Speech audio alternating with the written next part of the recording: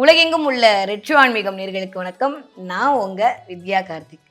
இந்த எபிசோட்ல என்ன பார்க்க போறோம் அப்படின்னா, ஏப்ரல் மாத ராசி பலன். ஒவ்வொரு மாதமும் நம்ம ராசி பலன் பார்த்துக்கிட்டே இருக்கோம். இந்த மாதத்துல இருக்கக்கூடிய கோச்சார கிரகங்கள் என்ன மாரியான விளைவுகளை எனக்கு குடுக்க போகுது, என்ன மாரி என்னை இயக்க போகுது, நான் என்னலாம் பார்க்க போறேன், என்ன நம்பரு, என்ன சிம்பிள்ஸ்லாம் எனக்கு தெரிய போகுது. இந்த மாரி நெறைய இன்ட்ரஸ்டிங்கான விஷயத்தோட ஒவ்வொரு மாதமும் நாம் கடந்து கொண்டே இருக்கிறோம். அந்த வகையில் இப்பொழுது நம்ம பார்க்கக்கூடிய ராசி பலன் என்ன அப்படின்னா, ஏப்ரல் மாத ராசி பலன்.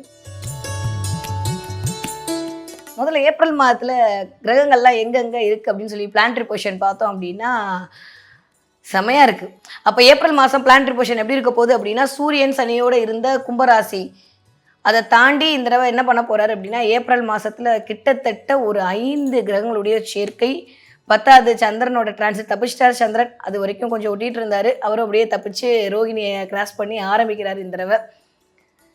ராகு, சனி, சுக்கிரன், புதன், இங்கிருந்து கேதுவோட பார்வை, 10வதுக்கு சூரியன், இந்த மாதிரி ஒரு 5 கிரகங்களுடைய ஆளுமை பொருந்திய 5 கிரகங்களுடைய இணைவு அப்படின்றது மீன வீட்டில் இருக்குது. அப்படியே தாண்டி வந்தோம் அப்படின்னா, ஏப்ரல் 15க்கு அப்புறம் சூரியன் தன்னுடைய நகர்வை சித்திரையிலிருந்து ஆரம்பிப்பதற்கு தயாராக இருக்கிறார். அந்த நாள் தான் ஏப்ரல் 14ஆம் தேதி தமிழ் புத்தாண்டாக கருதப்படுகிறது. ஸோ மேஷத்தில் சூரியன் உதிக்கக்கூடிய மாதம் சித்திரை மாதம். ஸோ சித்திரை மாதத்தில் என்ன பண்ண போகிறாரு, ஏப்ரல் 14க்கு அப்புறம் சூரியனோட டிரான்சிட்டுமே இருக்குது. ஓகே, அப்படியே இந்த பக்கம் வந்தோன்னா ஏப்ரல் 1, 2 தேதி 3 தேதி எனக்கு தெரிஞ்ச 3, 4 தேதி வரைக்குமே இது வரைக்கும் நீச்சமாக இருந்த செவ்வாய் வக்ரமாய் திரும்ப மேலே போய் மிதுன வீட்டில் இருந்தார். எகைன் என்ன பண்ண போகிறார் அப்படின்னா, 5, 6 தேதிக்கு அப்புறம் திரும்ப செவ்வாய் கடகத்தில் டிரான்சிட் ஆரம்பிக்க போகிறார். மேஷ வீட்டில் ஏப்ரல் 14ஆம் தேதி சூரியன் உச்சமாகி தன்னுடைய சஞ்சாரத்தை காட்டப் போகிறார். ரிஷபத்தில் குரு இருக்க போகிறாரு. அடுத்து மிதுனத்தில் செவ்வாய் ஒரு முதல் 3 நாட்கள் இருந்து திரும்ப கடகத்தை நோக்கி பயணப்பட போகிறார். 6ல் கேது. இந்த மாதிரியான ஒரு பிளானட்டரி பொசிஷனோட தான் இந்த ஏப்ரல் மாதம் அப்படின்றது இனிதே துவங்க இருக்கிறது. எல்லாருக்குமே லீவ் விடுற மாதம், எக்ஸாம் மாதம், எப்பவுமே சூடாகவே இருக்கக்கூடிய மாதம், ஃபீஸ் கட்ட வேண்டிய மாதம், அந்த மாதிரி நிறைய டென்ஷன்ஸ் ஆஃப் இந்தியாலாம் இருக்கக்கூடிய மாதமே இந்த ஏப்ரல் மாதம் தான். அதுக்கிடையில் டூரெல்லாம் போய் நிறைய குஜாலாக இருக்கக்கூடிய மாதமும் ஏப்ரல் மாதமாக தான் இருக்கும். வாங்க இந்த ஏப்ரல் மாதம் ஒவ்வொருவருக்கும் என்ன மாதிரியான பலாபலனை கொடுக்க போகுது பார்க்கலாம். தன்னுடைய குதூகல பேச்சால் அனைவரையும் சொக்க வைக்கும் ரிஷபராசிக்காரர்களே, இந்த ஏப்ரல் மாதம் எப்படியெல்லாம் இருக்க போகுது, என்ன மாதிரியெல்லாம் பண்ண போகுது அப்படின்னா, நிஜமாவே எங்களுக்கெல்லாம் கொஞ்சோண்டு காண்டா இருக்குது. மற்றவங்களுக்குலாம் நல்லா இருக்குது அப்படி தான் சொல்லணும். கிட்டத்தட்ட லாபத்தில் 5 கிரக சேர்க்கை. ஒன்று இருந்தாலே நம்மளை பிடிக்க முடியாது லாபஸ்தானத்தில். லாபஸ்தானம் அது எனக்கு ஒரே ஒரு சந்தோஷம் என்ன தெரியுமா, ரிஷபராசிக்காரர்களுக்கு என்னதான் தலைக்கு மேலே குரு இருந்துச்சு அப்படி இப்படின்னா கூட நிறைய ரிஷபராசிக்காரங்க கொஞ்சம் ஹெல்த் வைஸ் கொஞ்சம் பாதிக்கப்பட்டீங்க, கொஞ்சம் மென்டலாக கொஞ்சம் டிப்ரெஷனுக்குள்ளே போனீங்க. குடும்பம் அப்படின்ற இடத்துல மட்டும் கொஞ்சம் அப்படி இப்படி பிரச்சனை எல்லாம் ஃபேஸ் பண்ணீங்க. ஆனால் இந்த தடவை ராசிநாதன் உச்சம் அடைஞ்சிருக்கிறார். வேற என்ன வேணும்? 2ஆம் வீட்டு அதிபதி நீச்சமாக இருந்தால் நீச்ச பங்கத்தில் இருக்கார் ராசிநாதனோட சேர்ந்து. ஸோ ராசிநாதன் 2ஆம் வீட்டு அதிபதி, 10வதுக்கு ராகு, நான் சூப்பராக இருக்கக்கூடிய சனி, எல்லாத்தையுமே தரக்கூடிய சனி. வேற என்ன வேணும் சொல்லுங்கள்? சூப்பராக இருக்குங்க. ரிஷபராசிக்காரர்களுக்கு அல்டிமேட்டான டைம் பீரியட் தான் சொல்லுவேன். லாபத்தில் கிட்டத்தட்ட 5 கிரகங்கள், 5 கிரகம். ஒரு கிரகம் இருந்தாலே நம்மளை பிடிக்க முடியாது. 5 கிரகம் லாபத்தில் இருக்கும்போது, 11ஆம் வீட்டில் இருக்கும்போது, இந்த பக்கம் 2ஆம் வீட்டில் செவ்வாய் ஒரு 2, 3 நாளைக்கு, அதுக்கப்புறம் அவர் மீனாம் வீட்டில் நீச்சத்தை நோக்கி போய் விடுகிறார். ஸோ எப்படி இருக்க போகுது ரிஷபராசிக்காரர்களுக்கு அப்படின்னு சொல்லி பார்த்தோம் அப்படின்னா, எல்லாமே நல்லா இருக்குது. மிகச்சிறந்த யோகம். நிறைய பேர் வீட்டில் குவா சத்தம் கேட்பதற்கான வாய்ப்பு இருக்குது.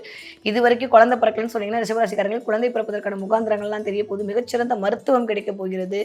கொஞ்சம் அலைச்சல் மட்டும் அதிகரிக்க போகிறது. ஏன்னா 11ஆம் இடமான சரி கூட இந்த பக்கம் உங்களுடைய 12ஆம் வீட்டு அதிபதி போய் 2ல் உட்காந்துருக்கும் போது கொஞ்சம் அலைச்சல், குடும்பம் சார்ந்த கொஞ்சம் அலைச்சல், குழந்தைகள் சார்ந்த அலைச்சல்லாம் கொஞ்சோண்டு கொடுப்பாரு. ஏப்ரல் மாதத்திற்கு பிறகு ஹாப்பிங்க, சிரிச்சுட்டு சந்தோஷமாக இருக்க போகிறீங்க.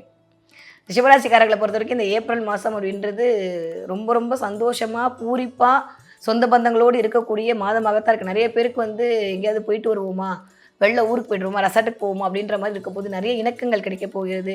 அங்கே உட்காந்துட்டு அப்படியே பார்க்கக்கூடிய பார்வை கன்னி வீட்டை பார்க்குறாரு, தான் வீட்டை தானே புதன் பார்க்கும்போது நிறைய ரிஷபராசிக்காரர்களுக்கு நிறைய அந்த இது வரைக்கும் இல்லாமல் விட்டு போன காதல் தொடரப்போகிறது அப்படி சொல்லாமா. நீங்கள் என்ன தான் ஒரு 40 வயசு 50 வயசில் இருந்தால் கூட அப்படியே இளமை திரும்புதேன்னு சொல்லிட்டு உங்கள் துணை அல்லது துணைவியாரோடு ஒரு மூன் வாக்கோ இல்லை ஒரு ரொமாட்டிக் வாக்கோ போயிட்டு வர போகிறீங்க. அது ஒரு மனதிற்கு மிகப்பெரிய புத்துணர்வை கொடுக்க போகிறது. வேலை பார்க்குற இடத்துல அல்டிமேட்டாக இருக்குது. யாரெல்லாம் ரிஷபராசிக்காரங்க வந்து கலை சம்மந்தப்பட்ட துறை பண்ணிட்டு இருக்கீங்களோ, யாரெல்லாம் கேமரா பிடிக்கிறீங்களோ, யாரெல்லாம் வந்து மைக் பிடிக்கிறீங்களோ, யாரெல்லாம் ரியல் எஸ்டேட் பண்ணுறீங்களோ, யாரெல்லாம் ஃபுட் இண்டஸ்ட்ரி இருக்கீங்களோ, யாரெல்லாம் லேண்ட் பிஸ்னஸ் பண்ணுறீங்களோ, ப்ரோக்கரேஜ் பண்ணுறீங்களோ, உணவு சம்பந்தப்பட்ட தொழில் பண்ணக்கூடிய தரகு வேலை பண்ணக்கூடிய அத்துணை ரிஷபராசிக்காரர்களுக்கும் அல்டிமேட்டான டைம் பீரியடு சூப்பர் இனிதே ஆரம்பம். ஏதோ ஒரு லேண்டு விற்கிறது வாங்குறதன் மூலமாக உங்களுக்கு பண வரவு அப்படின்றது கண்டிப்பாக இருக்குது. அம்மாவின் உடல்நிலையை மட்டும் சற்று கவனமாக பார்த்து கொள்ள வேண்டிய ராசியாக இந்த தடவை ரிஷபராசிக்காரங்க இருக்கீங்க. அது மட்டும் கொஞ்சம் கேர்ஃபுல்லாக பார்த்துக்கணும். அம்மாவோட ஹெல்த் மட்டும் கண்டிப்பாக பார்த்துக்கணும். ஏன்னா அவங்க வீட்டில் உச்சமடைகிற இடத்துல போய் செவ்வாய் நீச்சமடைகிறாரு அப்படின்ற போது அந்த இடத்தை கொஞ்சம் நம்ம பார்த்துக்கணும். அம்மாவோட ஹெல்த்தை கொஞ்சம் பார்த்துக்கணும். உங்களோட ஹெல்த்தையும் கண்டிப்பாக பார்த்து கொள்ள வேண்டும். நிறைய லாபங்கள் வந்து வரும்போது நம்மள அறியாமல் ஒரு கான்ஃபிடென்ட் வரும்ல, அதில் என்னென்னா நக்கல் நையாண்டி பேச்செல்லாம் வந்து லைட்டாக எட்டி பார்க்கும். அதை மட்டும் கொஞ்சம் அவாய்ட் பண்ணிக்கோங்க. ஏன்னா நீங்கள் சாதாரணமாக நக்கலாக பேசினா கூட அது அடுத்தவர்களுடைய மனசை காயப்படுத்துகிற விதத்தில் அமைஞ்சு போகும். அது ஒரு மாதிரியான ஒரு தேவையில்லாத ஒரு நிம்மதி இழப்பை உங்களுக்கு கொடுத்துரும். அதனால் பேச்சில் மட்டும் கண்டிப்பாக ரிஷபராசிக்காரங்க கவனமாக இருக்கணும். மற்றபடி எல்லாமே நல்லா இருக்குங்க, சூப்பராக இருக்குது. படிக்கிற பிள்ளைங்க சூப்பராக படிக்க போகிறீங்க. இது வரைக்கும் உங்கள் பேச்சை கேட்காத உங்கள் வீட்டுக்காரர் உங்கள் பேச்சை கேட்க போகிறாரு. இதுவே எவ்வளோ பெரிய விஷயம். ஏன்னா இவர் வேற உட்காந்துக்கிட்டு நாளில் உட்காந்துக்கிட்டு என்ன பண்ண போகிறாருன்னா கரெக்டாக 7ஆம் வீட்டை வர பார்வை செய்ய போகிறாரு. நல்லா இருக்குங்க.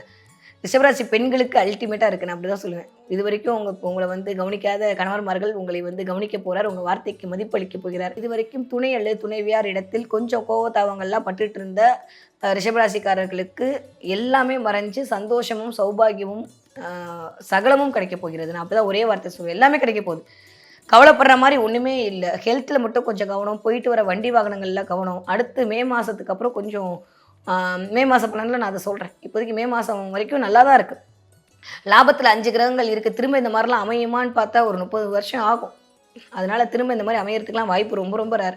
ஆனால் இந்த நேரத்தை முறையாக சரியாக பயன்படுத்திக்கிட்டு அடுத்து மே மாதத்துக்கு அப்புறம் குரு வரப்போகிறாரு. பணம் காசு கொளிக்க போகுது. அதனால் இப்போ நீங்கள் எடுக்கிற ஒரு முயற்சி பிரம்மாண்டமான முயற்சியாக இருக்கும். நீங்கள் இப்போ போடுற திட்டமிடல் உங்கள் 20 வருஷத்துக்கான ஒரு வித்தாக இருக்கும். கரெக்டாக சரியாக முறையாக பயன்படுத்திக்கிட்டீங்க அப்படின்னா ரிஷபராசிக்காரங்களும் உயரத்தோட உச்சத்தில் இருப்பீங்க. நான் நம்புறேன் இல்லை உங்களுக்கு நல்லது நடக்க போகுது. நீங்கள் ஏன் நம்ப மாட்டேங்கிறீங்க? சும்மா வந்து கமெண்ட்டில் உயிர் மட்டும்தான் இருக்காது எதுக்கு?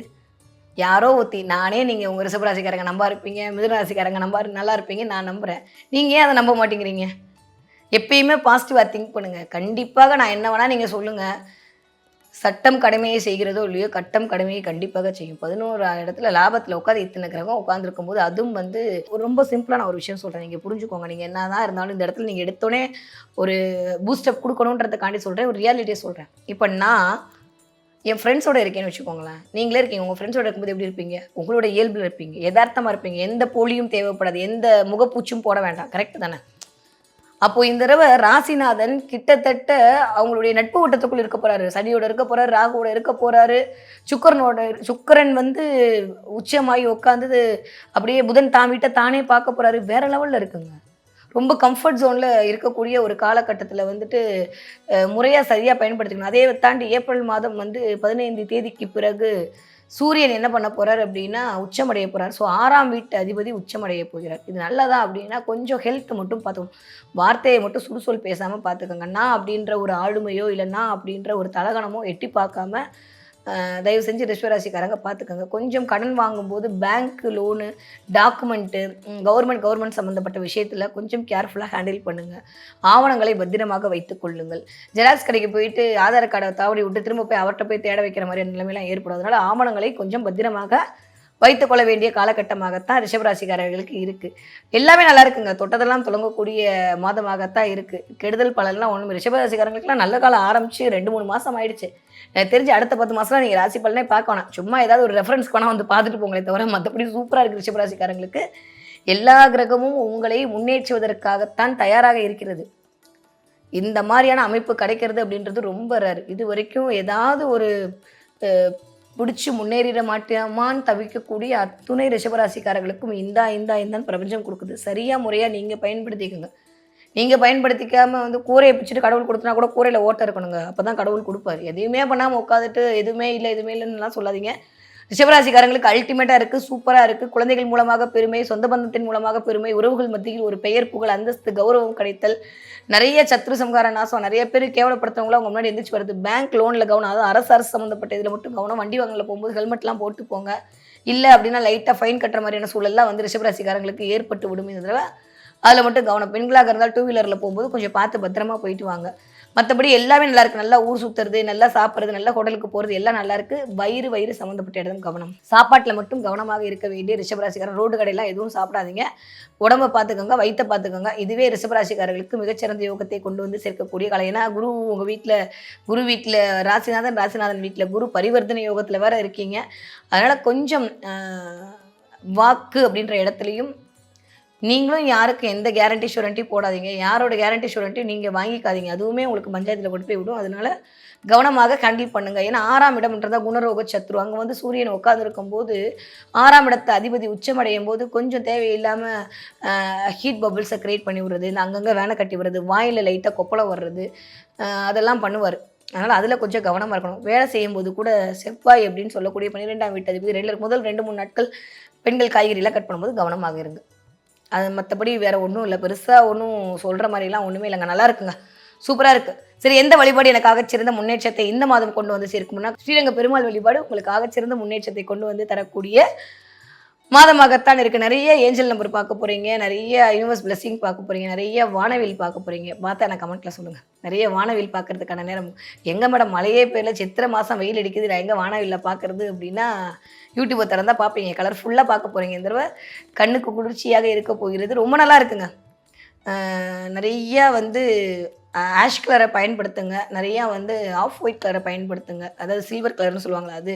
நிறைய பேர் வண்டி வாகனம் வாங்குவதற்கான நேரம்லாம் அபரிவிதமாக இருக்குது, அல்டிமேட்டாக இருக்குது. நிறைய அந்த செகண்ட்ஸ் வண்டி வாங்கலாமான்னு யோசிச்சுட்டு இருக்கோங்களா, இந்த வண்டி வாகனம் வாங்குறதுக்கான அமைப்பெல்லாம் இருக்குது. நிறைய பேர் இடமாற்றம் இருக்குது, வீடு சம்மந்தப்பட்ட நல்ல விஷயம்லாம் பண்ண போகிறீங்க. எல்லாமே நல்லா இருக்குங்க. கவலைப்படுறதுக்குலாம் ஒன்றுமே இல்லை. கோபத்தை கொஞ்சம் குறைச்சிக்கோங்க. வார்த்தையில் மட்டும் தேன் தடவிய வார்த்தையை பயன்படுத்துங்க. கொஞ்சம் அடுத்தவங்க கிட்ட உங்களோட கெத்தெல்லாம் காட்டிக்காதீங்க. இதெல்லாம் பண்ணாமல் இருந்தாலே ரிஷபராசிக்காரர்கள் இந்த தடவை சூப்பராக இருக்க போகிறீங்க. நல்லா இருக்குது டைம் பீரியட்.